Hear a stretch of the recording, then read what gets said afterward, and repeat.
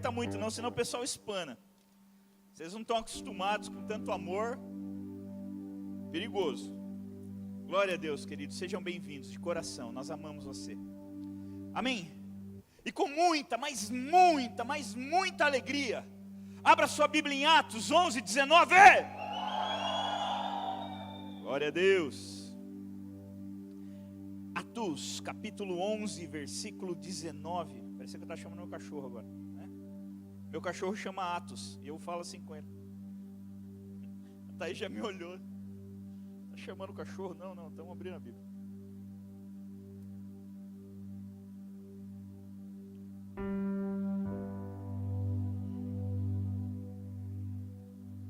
Atos 11, 19.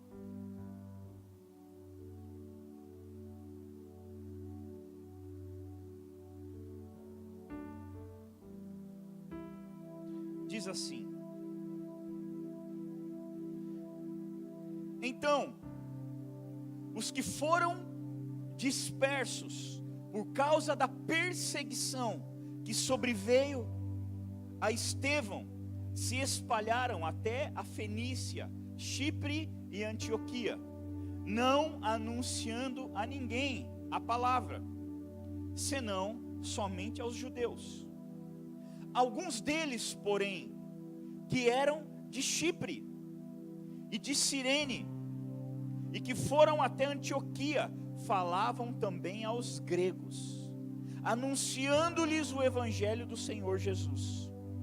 A mão do Senhor estava com eles, e muitos, crendo, se converteram ao Senhor.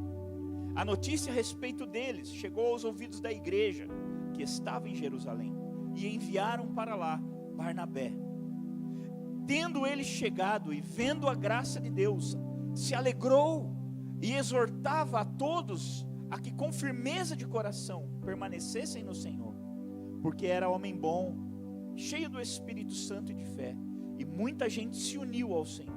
E partindo Barnabé para Tarso à procura de Saulo, tendo-o encontrado, levou-o para Antioquia, e por todo um ano se reuniram naquela igreja e ensinaram numerosa multidão. Em Antioquia foram os discípulos pela primeira vez chamados cristãos. Aleluia. Esse texto é tremendo, queridos. Eu quero ler o versículo 19 e 20 novamente. 21, para ficar bem cravado. Então os que foram dispersos por causa da tribulação que sobreveio a Estevão, ou algumas versões, a perseguição, se espalharam até a Fenícia, Chipre e Antioquia, não anunciando a ninguém a palavra, senão somente aos judeus. Versículo 20.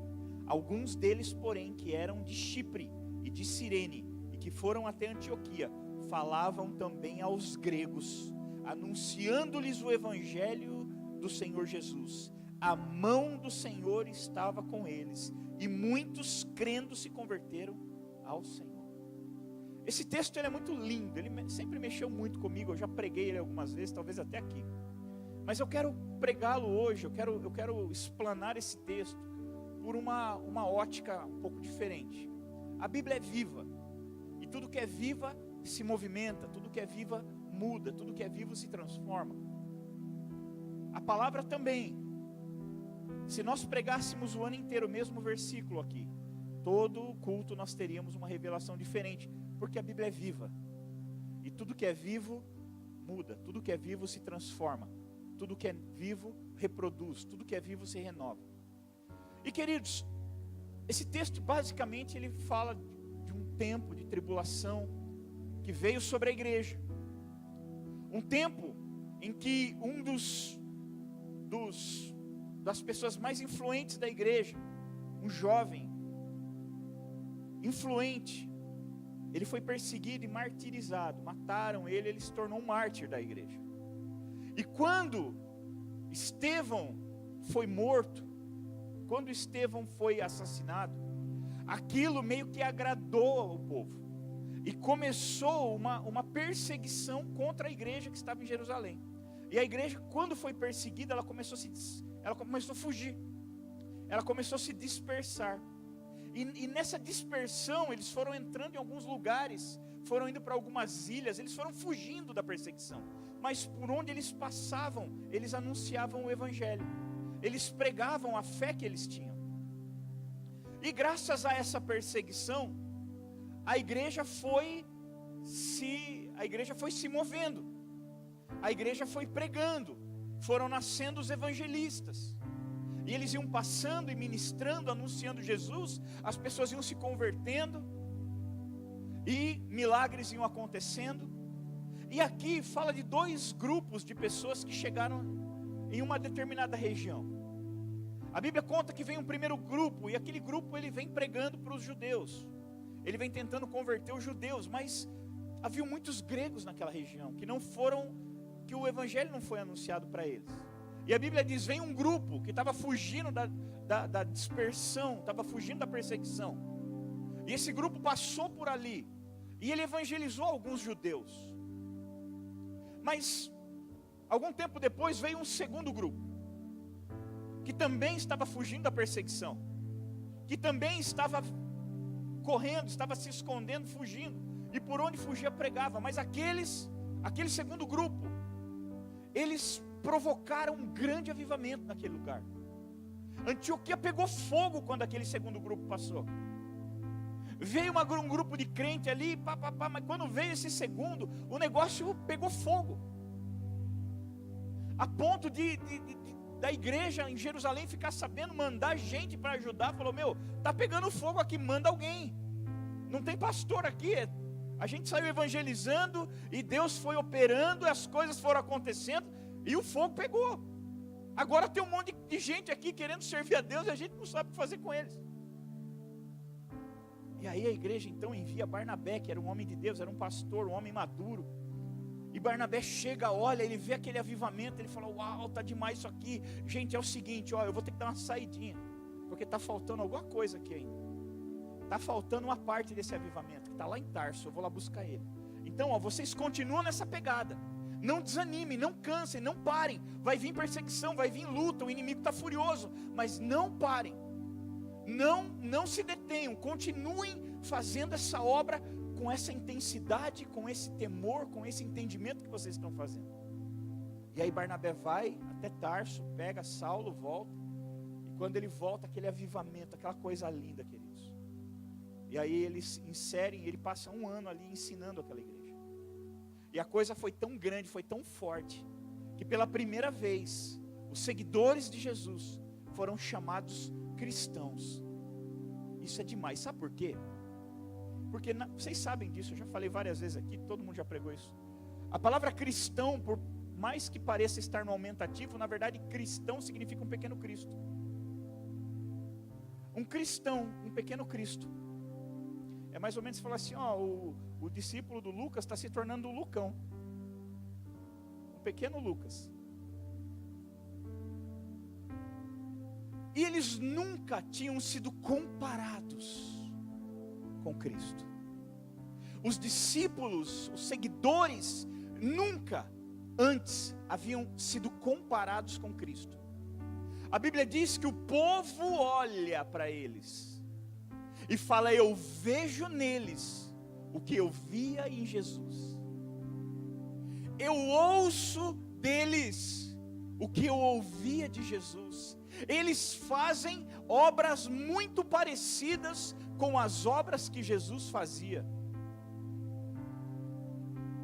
Eles têm o mesmo coração que Jesus, eles têm o mesmo discurso. Eles pregam acerca do mesmo reino. Isso que eles estão pregando eu já ouvi antes. Cristo pregava. E as pessoas pela primeira vez começaram a ver semelhança entre o Jesus Cristo e o povo dele. A ponto de não precisarem chegar e botar uma carteirinha e colocar uma placa que aqui é a igreja de Jesus Cristo. Não precisou. Eles não foram reconhecidos porque eles fizeram uma petição pública e foram lá no cartório e registraram aqui, ó, nós queremos ser reconhecidos como cristãos. Não. Eles foram reconhecidos como cristãos porque viram as obras que eles faziam e falaram, são iguais às obras de Cristo. Viram as coisas que eles falavam e falaram, são as mesmas palavras de Cristo. Viam a seriedade que eles tinham pelo reino de Deus.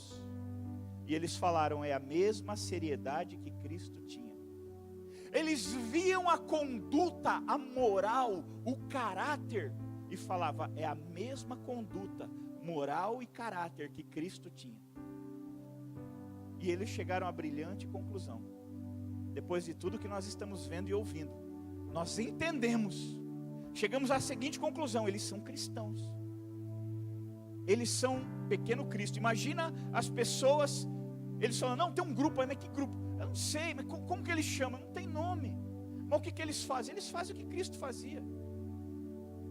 Lembra de Cristo? Lembra? Então, são cristãos, são pequenos cristos. Fazem as mesmas obras. Agora, o que aconteceu? Projeta pra gente aí o tema mensagem. O que aconteceu? Por quê? Olha lá. O que fazer para crescer? Olha o menininho, cheio do fogo. Penteca até a fraldinha dele é penteca. O que fazer para crescer? Sabe, queridos, todo mundo tem, ou pelo menos deveria ter, o desejo de crescer. Em todas as áreas. Em todas as áreas. Alguns têm o desejo de crescer na estatura. Né?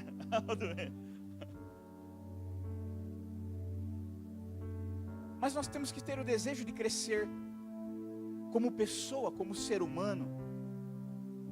A nossa luta não é só para ser um profissional melhor. A nossa luta não é só para ser um marido melhor, uma esposa melhor, um filho melhor, uma filha melhor, um irmão, uma irmã melhor.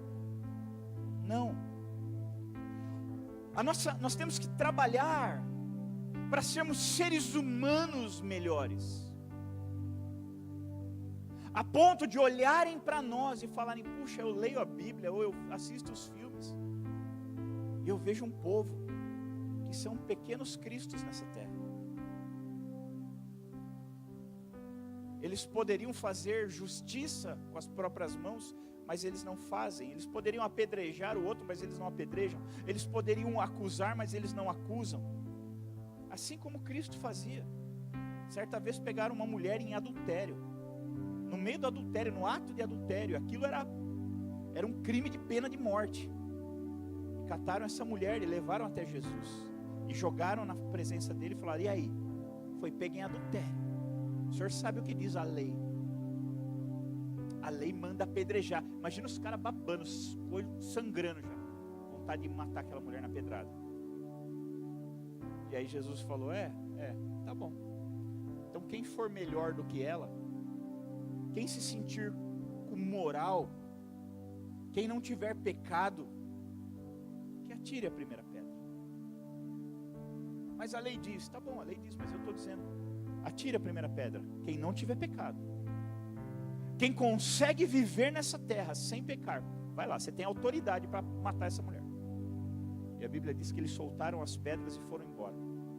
E tantas outras coisas que aconteceram, que Jesus podia cumprir a lei e fazer a coisa acontecer, mas ele preferiu andar por amor e misericórdia e graça. Jesus ali era o único que poderia ter apedrejado aquela mulher. Porque quando ele disse, quem não tiver pecado, ele não tinha.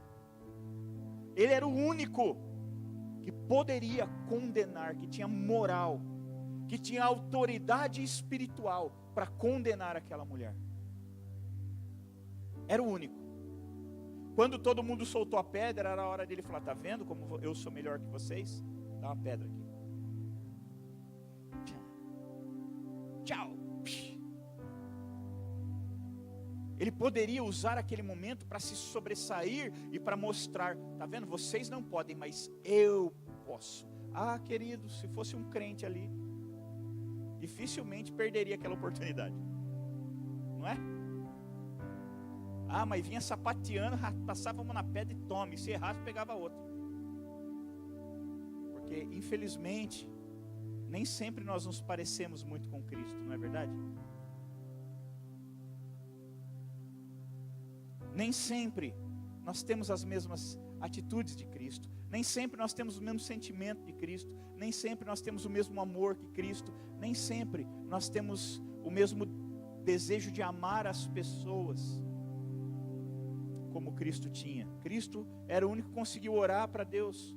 Falar: Deus, perdoa esses caras aí, eles não sabem o que estão fazendo. Perdoa eles, Jesus. Perdoa eles, Pai. Eles estão me matando, mas o Senhor sabe por que eles estão fazendo isso. O Senhor sabe que não é culpa deles. Eles não têm entendimento. Eles foram enganados. Jesus ali na cruz defendendo o povo que estava matando ele. E sabe, nós precisamos crescer. E o que fazer para crescer? Eu escolhi essa imagem porque ela é bem legal, né? É uma criança fazendo coisa de adulto. Não é natural você ver uma criança pregando num púlpito com o microfone na mão. Esse moleque prega mesmo, ele é americano. E o bichinho é todo pentecostal, pra você ver que coisa linda. Mas não é normal. Isso não está correto. Por quê, pastor? Porque uma criança não aguenta o peso de um ministério. Uma criança pregando é bonitinho, mas imagina você com um problema no casamento, sendo com um menino de 6 anos. Então, estou com problema com meu marido, o que eu faço? Ele fala: vamos tomar um sorvete? É bonitinho, é poético, mas na prática não funciona. E sabe que é isso que muitas pessoas estão tentando fazer. Tem muita gente tentando crescer ministerialmente. Tem pessoas que estão desejando um crescimento. Eu já vi pessoas, queridos, assim, fantásticas, cheias de dons e talentos, mas que não tinham algumas outras coisas, alguns outros requisitos. E faziam coisas extraordinárias, mas não suportaram, porque cresceram para fora, mas não cresceram por dentro. Eu falava com o Renatão de Jundiaí, o presbítero Renato, ontem, e a gente falava sobre isso. Falei: cara, a gente falando sobre algumas dificuldades, pessoas que se despontam e de repente você fala, esse vai, de repente ele larga tudo e tal, conversando sobre situações até fora da nossa igreja, inclusive.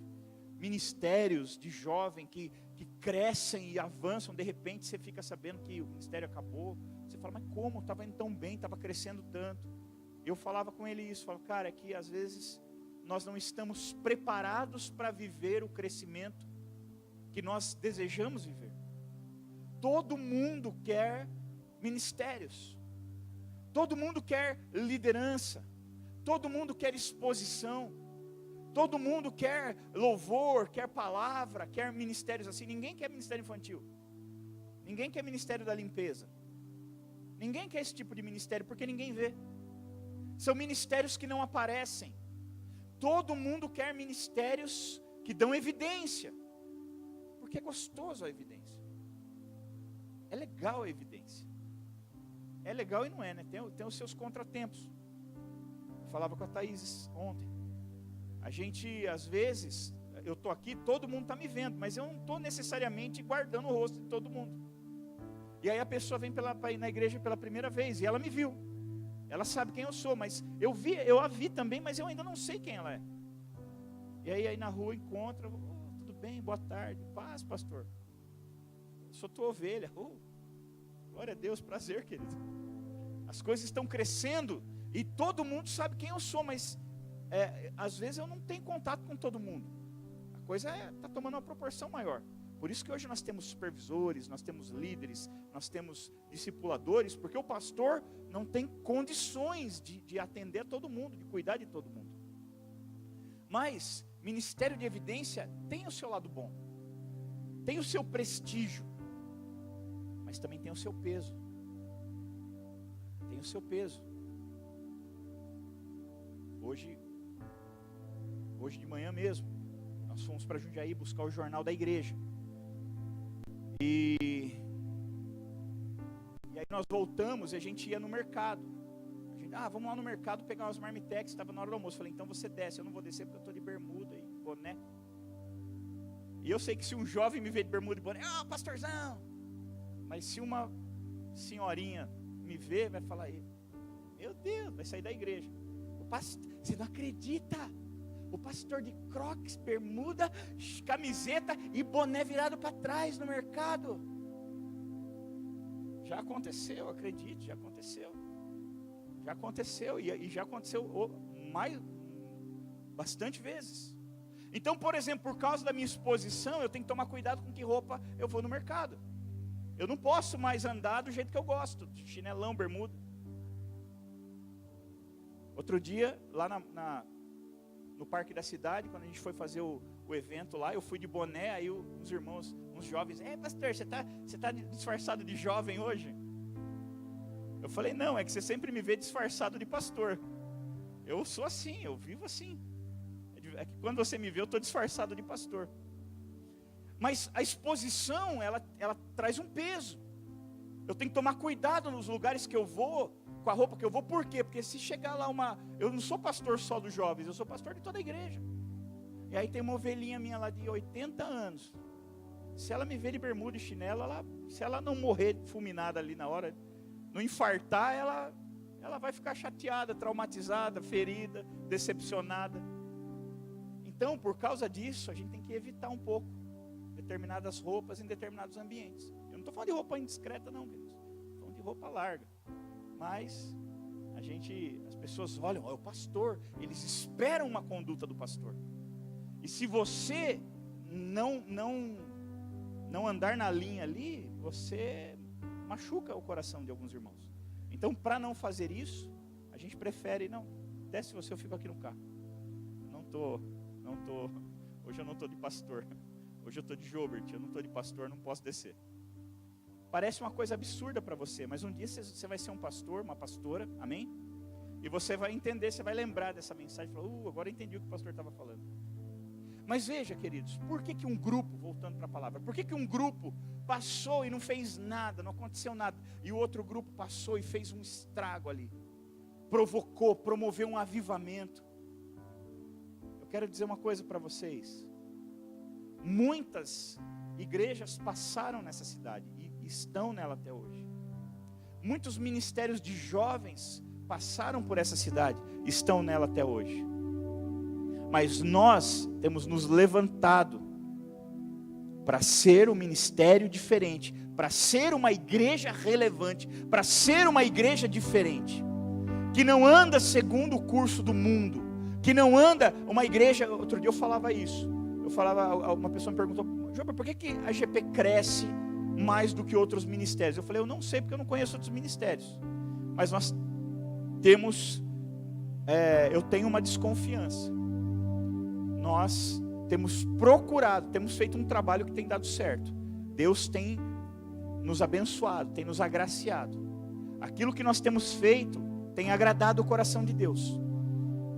Porque Deus é conosco. Eu não tenho capacidade para fazer esse ministério crescer do jeito que cresce. Essa é a maior prova de que Deus está aqui. Porque se Deus parar, isso aqui acaba. A hora que Deus falar assim, eu não vou mais colocar a mão na GP, eu não vou mais abençoar a GP, eu não vou mais me envolver com a GP, isso aqui acaba de um dia para o outro, porque eu não tenho a menor condição de estar aqui à frente de vocês, promovendo ajudando vocês a promover esse crescimento. Hoje tem vindo pastores de longe, queridos, para aprender o que a gente tem feito. E quando eles falam, cara, quem que vem pregar aí quem que vem pregar na igreja aí? Não, eu mesmo. Eu e a nossa liderança que prega. E quem que toca? É a gente mesmo, nosso grupo de louvor. É mesmo? Mas e aí, o que você faz? Vocês têm telão de LED? Não, tem um telãozinho lá que nem aparece direito às vezes. Está tão fraquinho, já está na hora de trocar. Não tem nada não, meu irmão. E como é que vocês crescem? É porque a gente tem Jesus. A gente tem uma adoração íntima com Deus. Nós temos um grupo de louvor que nos leva para o céu. E nós temos palavras que vêm do céu e se derramam na terra. E é isso.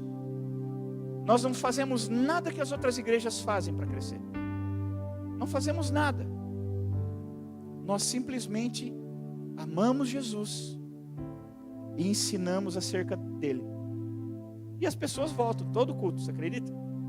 Todo sábado eles estão aí. Não tem nada para ver. Não tem nada, não tem nenhuma razão. Só tem Jesus. Vocês não vieram aqui para me ver. Calma, do bem, fala assim mais ou menos, talvez. Vocês não vieram aqui para me ver. Calma. Claro que não. Por que vocês vieram? Por que vocês vieram? Por Jesus. E sabe que esse é o principal fundamento para um grupo, para um jovem, para alguém que quer crescer. Não dá para crescer ministerialmente enquanto você não crescer em Jesus. Você sonha em crescer, meu irmão? Então comece a se aprofundar em Jesus. Comece a ter mais experiências com Jesus. Comece a ter... E eu vou falar para você, eu já vi pessoas que saem correndo fazendo as coisas.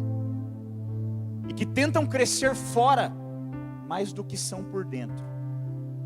Eles querem ter um ministério maior do que o relacionamento que eles têm com Deus. E adivinha o que acontece? Eles até correm por um pouco tempo. Eu já vi líderes que abriram células que chegaram até a multiplicar. Mas lá na frente faliu. Lá na frente acabou. Lá na frente se dissipou. Por quê? Porque você não vai fazer fora de você mais do que você vai fazer dentro. Você não vai ser maior do lado de fora do que você é do lado de dentro. Porque o que você é por dentro que vai te dar o alicerce para sustentar o crescimento de fora. A tua fé em Deus, ela vai ser provada constantemente. Quem quer casar aqui? Levanta a mão. Eita glória, levanta alto aí. Vai, todo mundo que quer casar, levanta a mão. Agora dá uma olhada aí do lado. Ó, oferta e procura, querido, isso aqui é uma lei. Levanta a mão aí quem quer casar. Fica com a mão erguida, quem quer casar? Vai galera, olha em volta aí, ó. De repente você quer casar, tem um aí do lado, tá de bobeira, começa a orar. Amém? Glória a Deus. Não se anima não, irmão, tá tudo bem. Pode abaixar, cara, pode abaixar, já deu. Já deu, muito bem. Tem gente que ergueu até o pé. É, querido, você quer casar. Mas se você quiser casar no Senhor, você vai ter que ter você vai ter que ser muito grande por dentro. Você vai ter que ter muita fé para conquistar o teu casamento. Conversa com quem casou. Todo mundo vai falar a mesma coisa. Eu não tinha dinheiro, eu não tinha condições, eu não tinha maturidade. Só tinha fé, não tinha mais nada. Não é? Não é, Lucas? Só tinha fé.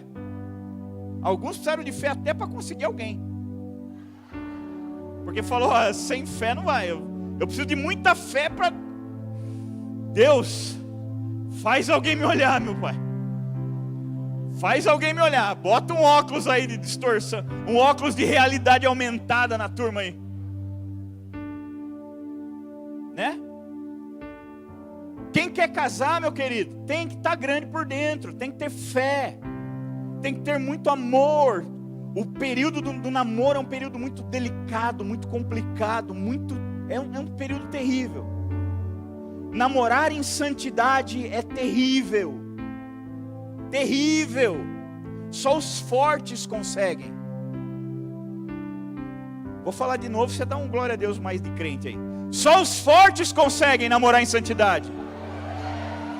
Não é para qualquer um. Aí o cara, eu quero namorar, pastor. Dá 2 meses, tá no mundo de novo. Quer namorar? Se estruture, querido. Se estruture espiritualmente, se estruture, tenha maturidade. Tem gente que não se aguenta, que ele não se suporta e ele acha que ele vai conseguir suportar alguém. Amadureça, cresça primeiro. Cresça no teu caráter. Porque, deixa eu falar uma coisa, menina, você que namora.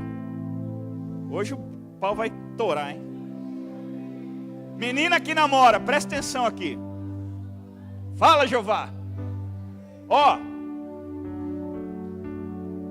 o teu marido, esse carinha aí que você acha que vai ser o seu marido, que em nome de Jesus vai. Como teu marido, ele vai ter que cuidar de você. É a principal função de um marido. A principal função do marido não é nem sustentar a esposa, sabia? Financeiramente. A principal função do marido é ser o sacerdote da sua esposa. É guardar, proteger, respeitar a sua esposa. Mas deixa eu te falar uma coisa, menina, se ele não consegue te respeitar agora, se ele não consegue te respeitar no namoro, siga o conselho de quem te ama, cai fora. Você vai ser uma esposa infeliz e frustrada, porque se no namoro ele não consegue te proteger, ele te expõe ao pecado, no casamento ele vai acabar com a tua vida, ele vai acabar com você. Porque se agora que é só um namorado ele já quer, filhinha, a hora que casar, você vai comer o pão que o diabo sambou em cima. Então cai fora rápido. Bota ele assim e dá-lhe. Cai fora rápido. Por quê? Porque o namoro é um estágio para o casamento.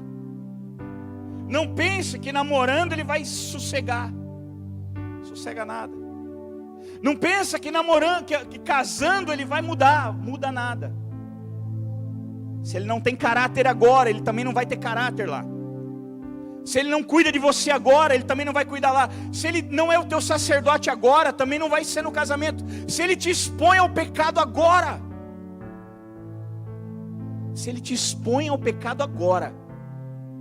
imagina o que vai ser a tua vida casada com ele. Eu sei que tem namorado que nunca mais vai voltar na igreja. Tudo bem, meu irmão, mas não acaba com a vida dessa irmã, não.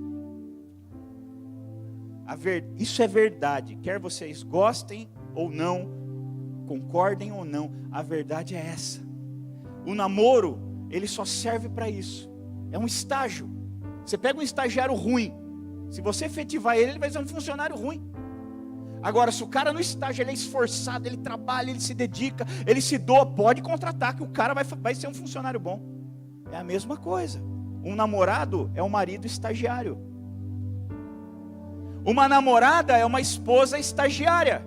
Agora deixa eu falar com o bonitão aí. Agora segura na cadeira aí, mulheres. Ei, maridos, ou namorados, você quer casar com essa garota mesmo? Você tem certeza? Então faz o seguinte, vê como é que ela respeita os pais dela. Vê como é que ela respeita os pais. Porque se ela grita com o pai, em você ela vai dar um tapa na sua cara. Se ela não obedece o pai, que é o pai, você acha que ela vai obedecer você? Bobinho. Você acha que ela vai? Você acha mesmo, sinceramente? Você já comeu a comida dela?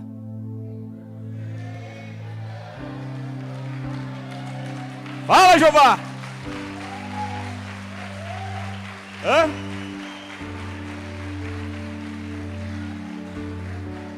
Ei, de preferência no prato e nos talheres que ela lavou? Na casa que ela limpou?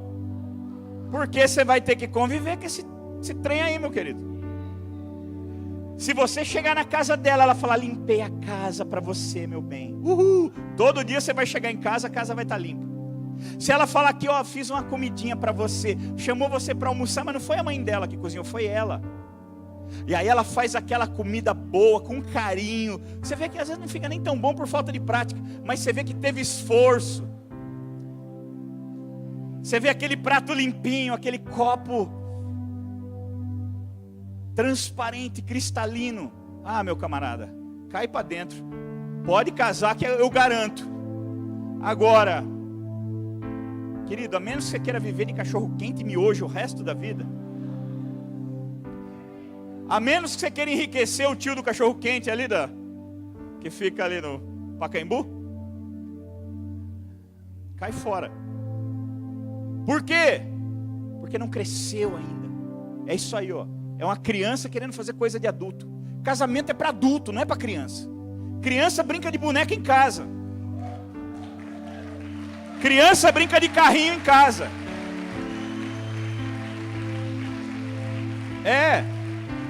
Casamento é coisa de gente grande. Casamento é coisa de gente grande. Por quê, pastor? Porque a criança não aguenta o peso. Primeira briga, cata as coisinhas e vai para casa da mãe. Tem que ser maduro para entrar em relacionamento. Por quê? Porque o namoro, ele só leva 2 caminhos: ou ao pecado, ou ao casamento. Se quer pecar, então tudo bem, vai namorando, meu irmão. Não vai dar em nada isso aí mesmo, você só vai se ferir, se machucar, se arrebentar, vai ficar tudo estripulhado aí. E depois você vai passar longos anos se restaurando. Agora, se você sonha em casar, então precisa ter estrutura. Ai, pastor, então eu vou casar com 40 anos. Não, idade não quer dizer nada. Tem gente de 60 anos que é um moleque. E tem gente de 14 que é maduro. Então, idade não quer dizer nada. É verdade. Não se trata de idade. Se trata de profundidade. De maturidade. Mas, pastor, eu já tenho 25 anos. Isso não quer dizer nada, querido. Sinto muito. Tem gente que de 17 fala, de 18, 19 fala, eu vou namorar. Você fala, glória a Deus. Agora tem gente com 29, 30, fala, vou namorar. Meu Deus, vai acabar com a vida dessa menina. Hoje mesmo, eu estava lá no culto, na hora da ceia. Ai, que maldade. Vou confessar meu pecado, que eu preciso ser curado. E olhando, e vi um casal que era aqui da GP.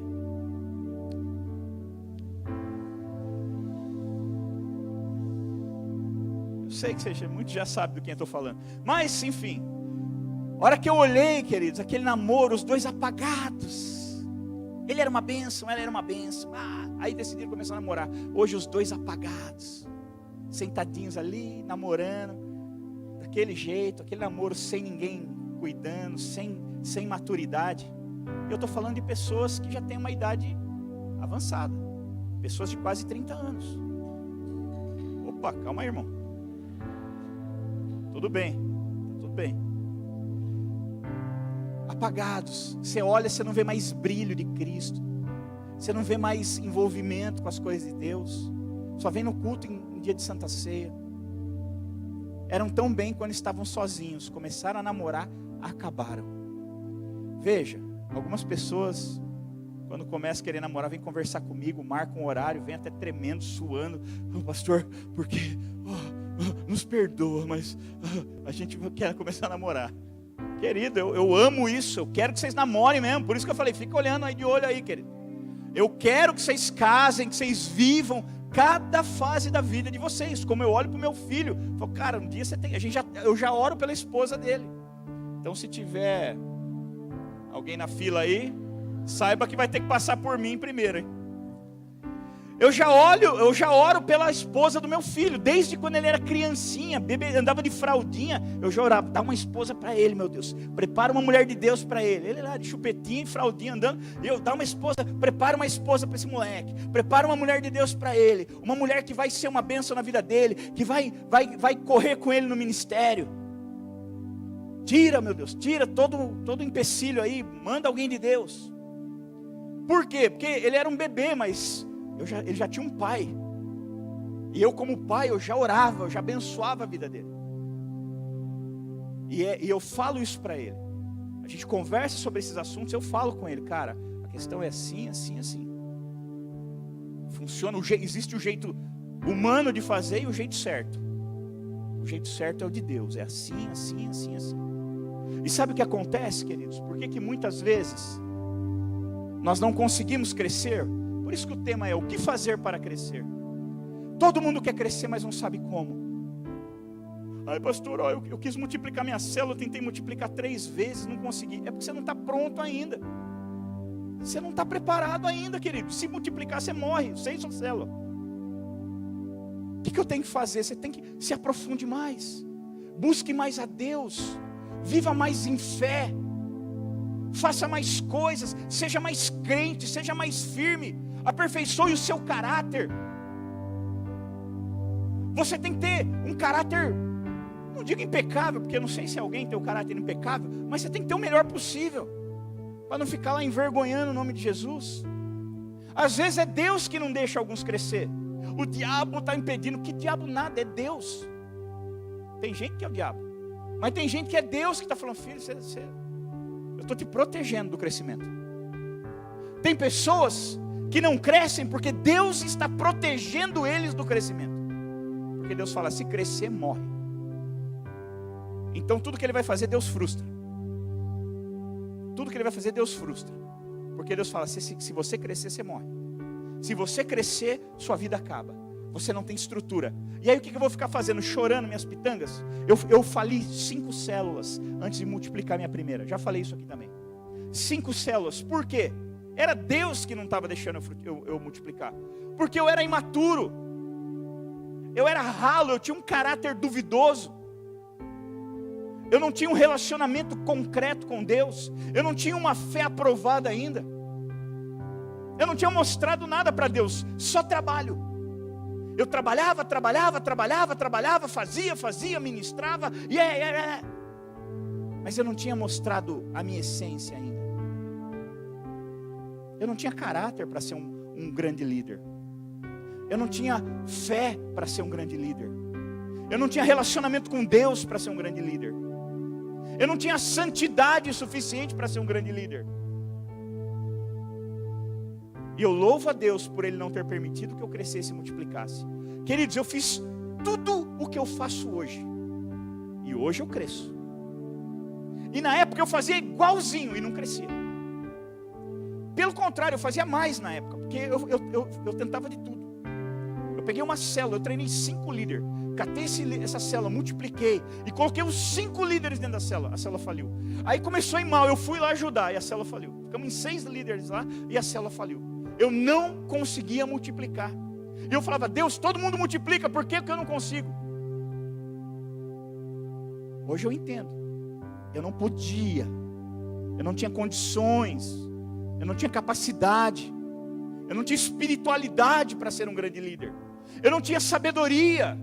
Eu não tinha maturidade. Eu não tinha nada que um líder tem que ter. Eu era isso aí, ó. Uma criança querendo andar no meio dos grandes. Botando um terninho, decorando 3, 4 versiculinhos, pega o microfone e começa a gritar atrás de um púlpito. E a turma vai lá ver uma criança dessa pregar. Acredite. Nada contra o menino. A culpa não é dele. A culpa é dos pais, de quem promove uma criança. Esse menino é um pregador da palavra. O ministério dele, ele é um pregador da palavra, com 6 anos, nos Estados Unidos. E as pessoas chamam ele nas igrejas para pregar a palavra. 6 anos. Eu vi um documentário sobre ele uma vez. Ele lá preparando, ele ensaia. Ele lê os textos lá, o pai dele ajuda ele a montar o esboço. Ele pega lá uma colher, finge que é um microfone e fica lá na sala da casa ensaiando o que ele está pregando. Na verdade ele é do teatro, coitadinho. Ele não é do ministério da palavra, ele é do teatro. Ele encarna um personagem, vem e quando sobe no púlpito ele faz aquilo que ele decorou. Aquelas falas que ele decorou em casa. E as pessoas vão para ver um garoto. Está cheio de gente indo em célula para ver garotos pregando. Está cheio de gente indo em células para ver pessoas imaturas pregando. Que não estão crescendo e nem multiplicando. Porque querem fazer coisa de gente grande, mas ainda são imaturos.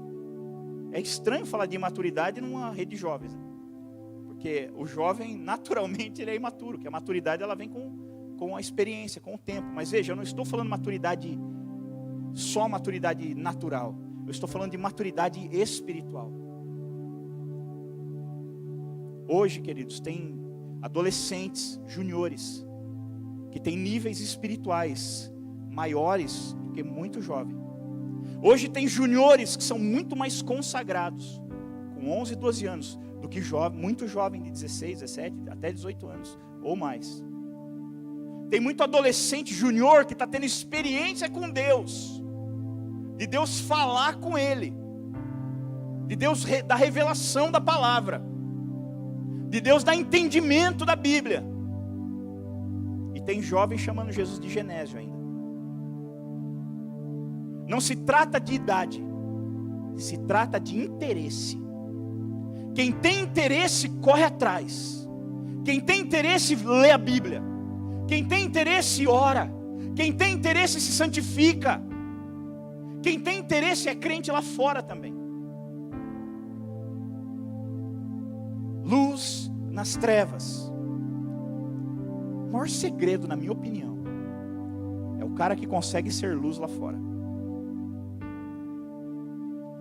Na minha opinião, o maior segredo do crescimento é santidade. Porque a Bíblia diz que sem santidade ninguém verá a Deus. Ninguém vê a Deus. E se você não vê Deus, como é que você vai conseguir crescer? Se é dele que vem o nosso crescimento. Fica de pé aí, por favor.